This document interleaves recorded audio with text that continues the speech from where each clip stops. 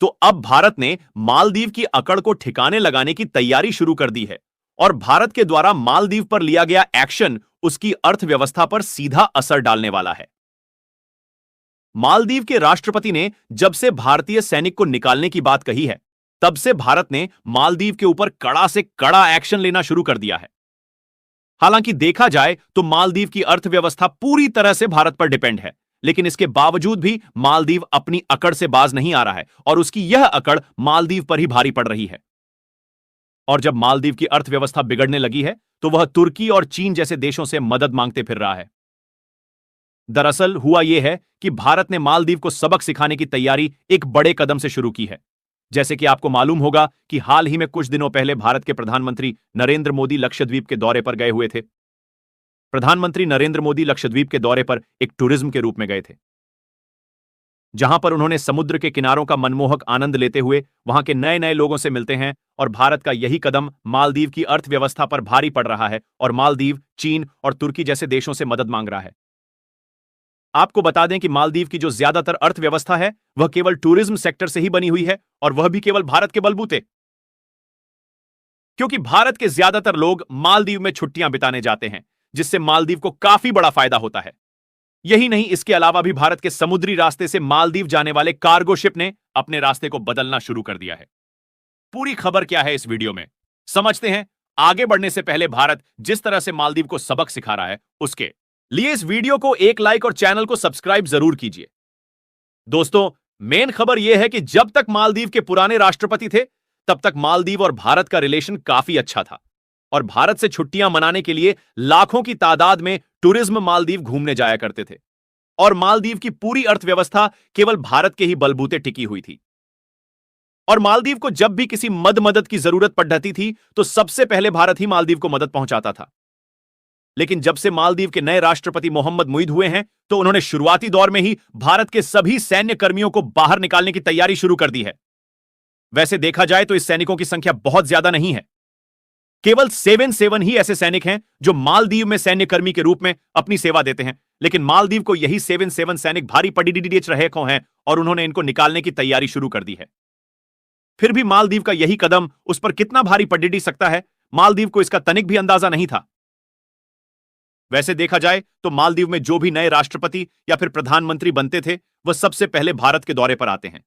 लेकिन मालदीव के नए प्रेसिडेंट मोहम्मद मुईद, जो सबसे पहले तुर्की की विदेश यात्रा पर गए थे और भारत के सबसे नजदीक होने के बावजूद भी वह भारत का दौरा नहीं करते हैं, और तुर्की के बाद मालदीव के राष्ट्रपति ने चीन से मिलने का अपना विचार बनाया है और भारत मालदीव की इन्हीं हरकतों से काफी ज्यादा नाराज है। अगर आप इस मैप में देखेंगे तो भारत मालदीव के सबसे ज्यादा नजदीक है, यानी कि अगर कोई भी आपातकालीन स्थिति में मालदीव को मदद की जरूरत पड़ जाती है तो भारत ही सबसे पहले उसकी मदद करता है। हालांकि श्रीलंका भी थोड़ा नजदीक है, लेकिन उसकी दूरी भारत की अपेक्षा कहीं ज्यादा है और मालदीव के रिलेशन श्रीलंका के साथ भी इतने अच्छे नहीं हैं जिससे वह मालदीव की मदद कर सके। एक रिपोर्ट के मुताबिक साल 2023 में लगभग 1 लाख से ज्यादा टूरिज्म मालदीव घूमने गए थे और आप इसी से अंदाजा लगा सकते हैं कि मालदीव की अर्थव्यवस्था में हम भारतीयों का कितना बड़ा योगदान है। लेकिन अगर इसके बावजूद भी मालदीव चालबाजी दिखाता है तो भारत चुप नहीं रहने वाला है। और अब इसकी अकद्दी एज को ठिकाने लगाने के लिए भारत ने लक्षद्वीप पर फोकस करना शुरू कर दिया है। भारत करोड़ों रुपए की इन्वेस्टमेंट लक्षद्वीप को एक अच्छा टूरिज्म सेक्टर बनाने में कर रहा है। अगर आप इस मैप को ध्यान से देखें तो आपको दिखाई देगा कि लक्षद्वीप पर भारत का ही कब्जा है और इसकी दूरी भारत से काफी ज्यादा नजदीक है, जबकि मालदीव इससे कहीं ज्यादा दूरी पर स्थित है। यानी सीधे तौर पर कम खर्चे में यहां पर आ जा सकते हैं और इसकी जो सुंदरता है वह मालदीव की अपेक्षा काफी ज्यादा है। यानी जाहिर सी बात है, अब हम भारतीय घूमने के लिए लक्षद्वीप को ही प्रेफर करने वाले हैं। इसके अलावा हाल ही में कुछ दिनों पहले मालदीव जाने वाले एक जहाज पर भारत ने जीएसटी ठोक दिया था, जिसके कारण उस कार्गो जहाज ने बीच समंदर में ही अपने रास्ते को बदल लिया। भारत लक्षद्वीप के अलावा अंडमान एवं निकोबार में भी टूरिज्म सेक्टर को बढ़ावा देने की तैयारी बना रहा है। आपको बता दें कि भारत मालदीव को प्याज, आलू, टमाटर और अन्य सभी खाने पीने के आइटम एक्सपोर्ट करता है और मालदीव खाने पीने की वस्तुओं में केवल भारत पर ही डिपेंड है। और ऐसे में अगर मालदीव किसी दूसरे देश से खाने पीने की वस्तुएं इंपोर्ट करता है तो उसकी ट्रांसपोर्टेशन कॉस्ट बढ़ जाएगी। यानी कि भारत मालदीव को सबसे कम दाम में खाने पीने की वस्तुएं एक्सपोर्ट करता है। और अब भारत ने जब मालदीव पर एक्शन लेने की शुरुआत कर दी है तो खाने पीने की वस्तुओं का एक्सपोर्ट भारत रोक सकता है। अगर मालदीव तुर्की से भी खाने पीने की वस्तु इंपोर्ट करने के बारे में सोचता है तो सबसे पहले नुकसान यह है कि ट्रांसपोर्टेशन कॉस्ट बढ़ जाएगी। यहां तक कि भारत तुर्की को भी खाने पीने की वस्तुएं समेत ऑटोमोबाइल कंपोनेंट एक्सपोर्ट करता है और ऐसी स्थिति में भारत यह एक्सपोर्ट रोक भी सकता है, क्योंकि भारत को मिडिल ईस्ट समेत लगभग सभी अरब देशों का फ्री मार्केट एक्सेस मिला हुआ है, जहां पर भारत अपने प्रोडक्ट को ड्यूटी फ्री इंपोर्ट और एक्सपोर्ट कर सकता है। मालदीव से भारत के इंपोर्ट को देखा जाए तो मालदीव भारत को केवल क्रूड ऑयल यानी कि कच्चा तेल एक्सपोर्ट करता है, और वह भी भारत अपनी बहुत ही कम जरूरतों का क्रूड ऑयल मालदीव से इंपोर्ट करता है।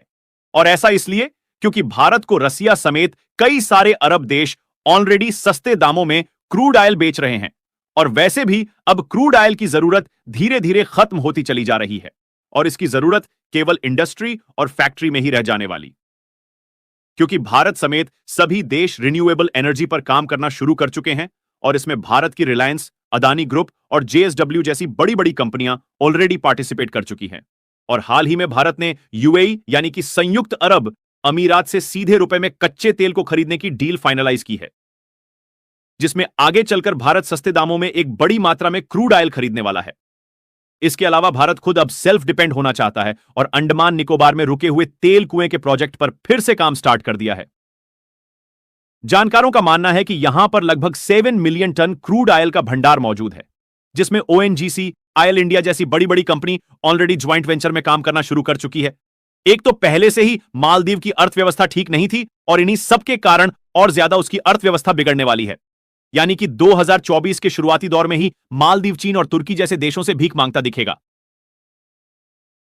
और सबसे बड़ी बात यह है कि जब से भारत के प्रधानमंत्री ने लक्षद्वीप का दौरा किया है, तब से भारत के अलावा भी कई देशों में इसकी चर्चाएं चल रही हैं। बाकी आपको क्या लगता है, भारत यह कदम उठाकर सही कर रहा है या नहीं? अपनी राय कमेंट में जरूर बताएं और भारत के इस शानदार कदम के लिए वीडियो को एक लाइक जरूर करें और इस वीडियो को अपने मित्रों तक शेयर करें ताकि उन्हें भी जानकारी मिल सके, और चैनल को सब्सक्राइब करके बेल नोटिफिकेशन को वॉल पर जरूर रखें। वीडियो को अंत तक देखने के लिए धन्यवाद।